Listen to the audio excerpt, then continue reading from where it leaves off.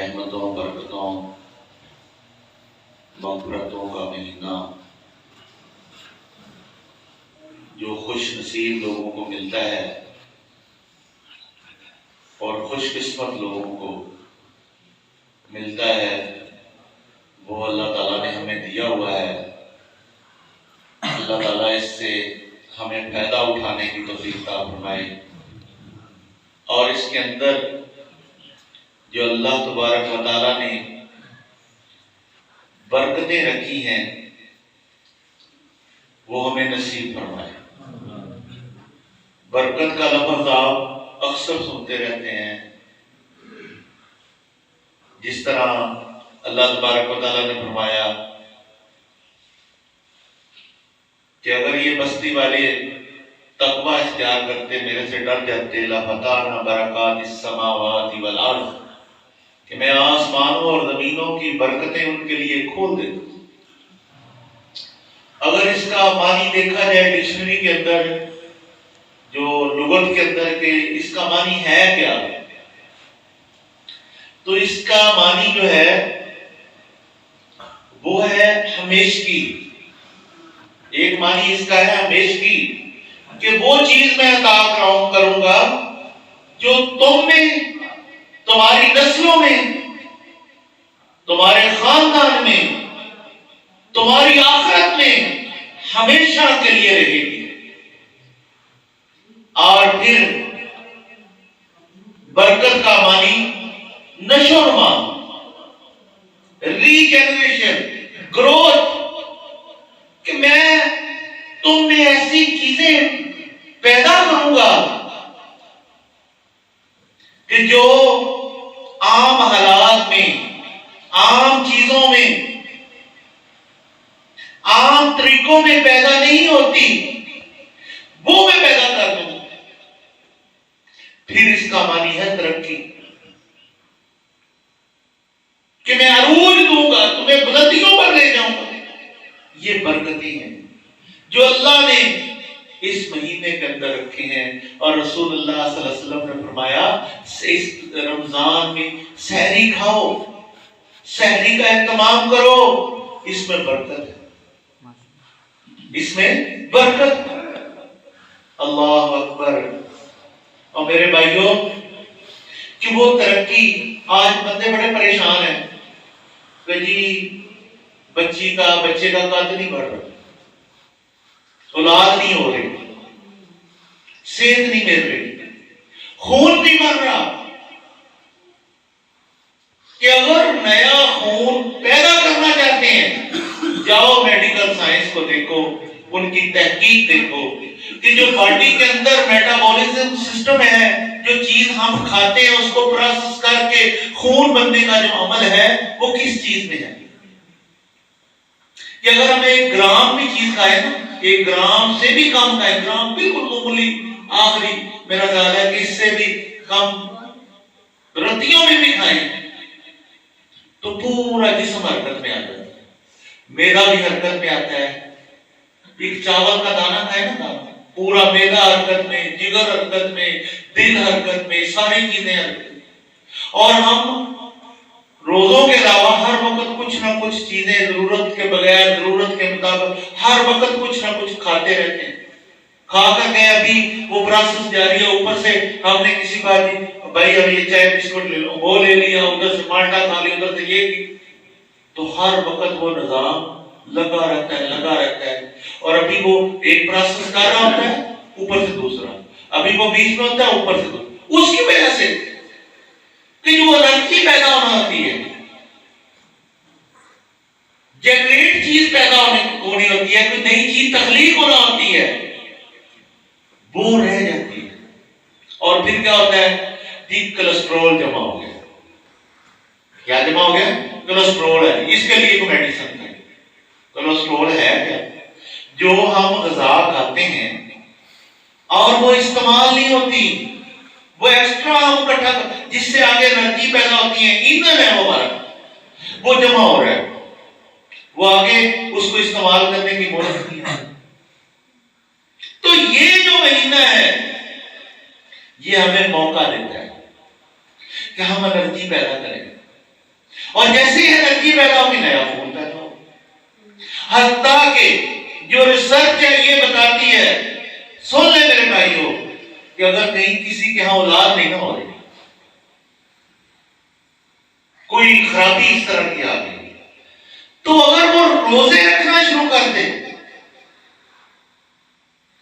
تو اس کے اندر وہ ری جنریٹ چیزیں ہونا شروع ہو جائیں گی، اور وہ جو چیزیں حرکت میں نہیں ہیں وہ حرکت آئیں گی، اور وہی چیزیں جو اللہ کے پیارے حبیب نے فرمایا میں برکت دوں گا، اس میں ہمیشگی دوں گا، اس میں ترقی دوں گا، اس میں نشو و نما دوں گا، وہ پیدا ہونا شروع ہو گیا. آج بڑے ہی بدقسمتی ہے ہمارے مسلمان کہ اکثر کوئی بندہ صحت مند نظر نہیں آتا. جی کیا ہے، مجھے یورپ ایسڈ ہے، جوڑوں کا مسئلہ ہے، کیا ہے جی میرا لیور جو ہے فیٹی لیور ہو گیا ہے، کیا ہے جی اسٹومک کے اندر ایسے چیزیں پیدا ہو گئی ہیں کہ ڈائجسٹ نہیں ہو رہی. رسول اللہ صلی اللہ علیہ وسلم کے پاس ایک بندہ ہے، اس نے 2-3 ڈکاریں مارے، ڈکار مارے، تو آپ نے فرمایا مومنو، ایمان والو اور کافر میں فرق کیا ہے کہ کافر 7 آنتوں سے کھاتا ہے اور مومن ایک آنت میں کھاتا ہے. اور آنت یہ دیکھیں کہ جو پہلا ہضم ہے وہ منہ کا ہضم ہے، دوسرا میدے کا ہے، تیسرا آنت کا ہے، پھر لیور کا ہے، اور اس کے بعد جو برکت والی چیزیں آگے جو سیلز ہوتے ہیں، جو ٹیشوز ہوتے ہیں، وہ چیزوں کو کنزیوم کر کے انرجی پیدا کرتے ہیں، انرجی روح کو ایکٹیو کر دیتی ہے. اور یہ جاپان کا ایک بہت بڑا سائنٹسٹ تھا، اس نے ایک تحقیق پیش کی، اسے نوبل ایوارڈ دیا گیا. تحقیق کیا تھی؟ اس نے کہا جی کینسر کا علاج یہ ہے،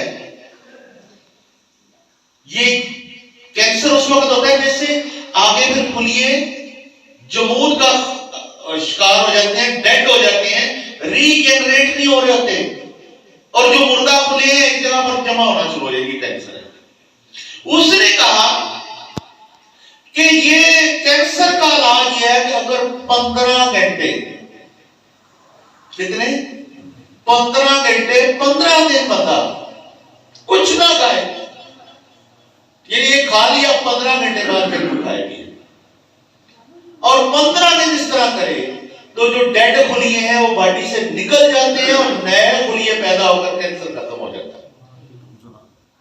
یہ وہ جاپانی جو ابھی سے پتہ ہی نہیں کہ مسلمانوں کے پاس سیٹ اپ کیا ہے، جس سے ہم دور ہیں، جس کی برکتوں کے بارے میں بتایا گیا کہ اگر رمضان آ گیا اور بندہ جنت میں داخل نہ ہوا، رمضان آیا اس کی زندگی میں پھر وہ جنت نہ لے سکا، وہ بدبخت ہے. جس کے سحری کے اندر برکت رکھ دی گئی ہے، تو اس نے جب لوگوں نے تجربات کیے، میڈیکل سائنس نے کیے، انہوں نے باقی اس کا نہیں ہوتا ہے، نئی جنریشن پیدا ہوتی ہے، نئی چیزیں کریٹ ہو جاتی ہیں، پرانی مردہ چیزیں جسم سے نکل جاتی ہیں، تو اسے نوبل ایوارڈ، دنیا کا سب سے بڑا ایوارڈ اسے دے دیا. تو آپ کے پاس تو ایک پورا مہینہ ہے. آج مجھے جی شوگر ہے، مجھے کولسٹرول ہے، میں یہ میڈیسن کھاتا ہوں، میرا کام یہ ہے، میں محنت اتنی کرتا ہوں، سیزن بھی یہ ہے. روزے سے انرجی ملتی ہے، طاقت ملتی ہے. اور حقیقت بات یہ ہے، میں اسٹڈی کر رہا تھا کہ دوران خون جو دل کے جتنے امراض ہیں، دل اتنا غرب کرتا رہتا ہے، بندہ کھاتا رہتا ہے، وہ کرتا رہتا ہے، اس کی جو انٹر سیلولر سسٹم ہوتا ہے وہ ریلیکس نہیں ہو پاتا، جس کی وجہ سے بلڈ پریشر. آج میرا ایک بھائی کہہ رہا تھا کہ میرے بچے ابھی پڑھ رہے ہیں 10ویں 12ویں، جس سے بلڈ پریشر ہو. حرام کو چیزیں سامنے آ رہی ہیں. تو ان ساری چیزوں کا بتانے کا مقصد یہ ہے کہ ہم سحری کا اہتمام کریں، روزے کا اہتمام کریں. اپنے اندر اگر انرجی پیدا کرنا چاہتے ہیں، دل کے امراض دور کرنا چاہتے ہیں، دل کو فریش رکھنا چاہتے ہیں، نسلیں بڑھانا چاہتے ہیں، اللہ کا قرب حاصل کرنا چاہتے ہیں، جنت کا مستحق بننا چاہتے ہیں، تو یہ کریں. پھر بھی یہ میدے کا بڑا مسئلہ ہے، تو حکیم صاحب کو پھکی دیں، کوئی ایسا سیرپ دیں. سب سے زیادہ سیرپ جو ہے وہ یہ میدے کے بکرے، میدے کو ریسٹ ہی نہیں. ایک چاول ایک رتی بھی آپ کھائیں گے پورا میدا پچھلا وہ جو پہلے کام کر رہا ہوتا ہے وہ چھوڑ دے گا، نئے کام کو لگ جائے.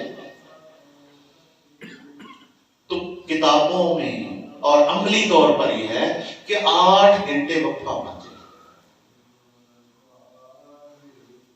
آپ نے ایک چیز کھائی ہے تو 8 گھنٹے تک اس کے اندر وقفہ پیدا کرو. تو یہ اللہ کی رحمتوں اور برکتوں کے مہینے میں میدے کا اگر علاج کرنا ہے، آنتوں کے اندر جس طرح فرمایا کہ ایک آنت جو شوگر ہے اس کی بڑی وجہ یہ ہے، بلکہ سب سے بڑی وجہ یہ ہے جسے ابھی دنیا پورا سمجھ نہیں پا رہی، کہ آنتوں کے اندر جو انسولین ہے وہ آپ کے آنت میں گرتی ہے. تو کھا کر ہم نے اس کو بلاک کیا، پیچھے سے لبا جو ہے وہ انسولین گراتا ہے ادھر، لیکن وہ کنزیوم نہیں ہوتی، کیپیسٹی نہیں ہے. اور اکثر مریضوں کو جنہوں نے بات مانی اور اس کے معدے کو ذرا آنتوں کو تھوڑا سا ریلیکس کیا، فارغ کیا، تو شوگر ٹھیک. تو ہم کیا کرتے ہیں، اوپر سے اور انسولین لے رہے ہوتے ہیں، جی شوگر آ گئی ہے، انسولین لے، یہ لے، وہ لے، اس کی وجہ سے کڈنی خراب ہو رہی ہے، جگر جا رہا ہے، دل کا دورہ پڑ گیا، ادھر سے بلڈ پریشر، ادھر سے شوگر، ادھر یہ ساری چیزوں کا حل یہ ہے کہ ہم روزے رکھیں، پیارے نبی صلی اللہ علیہ وسلم کو فالو کریں، اپنے دین کو سمجھیں، کلمے کو سمجھیں کہ یہ کیوں پڑھا اور اس کے اندر فلسفی کیا ہے.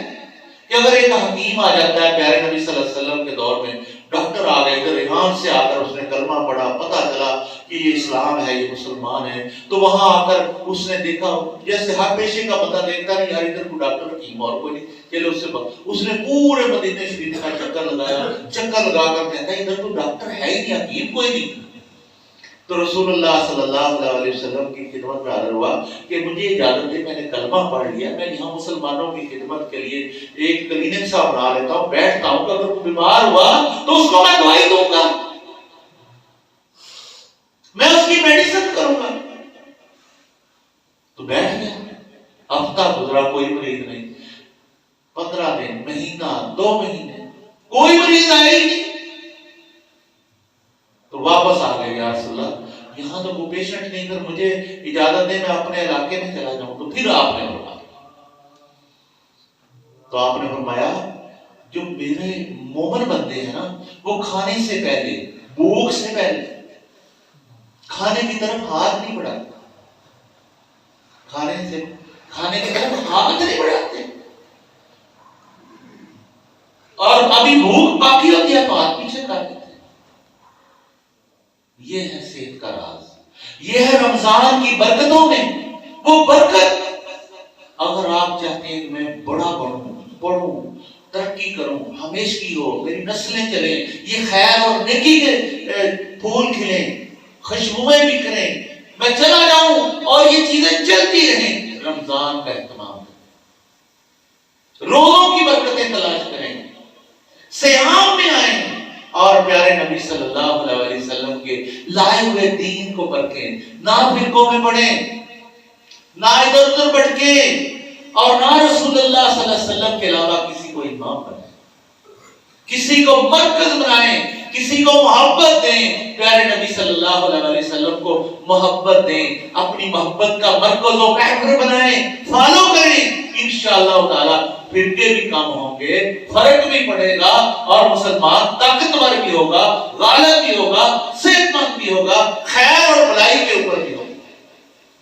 اللہ تعالیٰ سے دعا ہے کہ اللہ ہمیں ان چیزوں کو سمجھنے اور اس پر عمل کرنے کی توفیق عطا فرمائے. یہ جو رمضان ہماری زندگی میں آیا ہے وہ جنت والا ہو، لکھ دیا جائے یہ بندہ بخشا گیا ہے، یہ پاس ہے، اور ہم مانگیں. یہ سونے والا مہینہ نہیں ہے کہ ہم رات سوئے اور اسی روٹین میں نہیں ہے، بدلیں روٹین کو، آئیں اللہ کی طرف، آئیں قرآن کی طرف، آئیں خیر کی طرف، اہتمام کریں سحری کا، اٹھائیں سب کو، کھلائیں سب کو، اور اس کی طرف ہمت بڑھائیں. اللہ انشاءاللہ تعالی ان بیماریوں سے، ان پریشانیوں سے، ان خاندانی مسائل سے، دیگر مسائل سے نجات دے گا، اور وہ رحمتیں اور برکتیں عطا فرمائے گا. اور برکت تو نظر نہیں آتی, میں نے اس کا یہ بھی پڑھا, نظر نہیں آتی, کہاں سے آنا ہوتی, یہ معلوم نہیں ہوتی, یہ نامعلوم سے معلوم بنتی.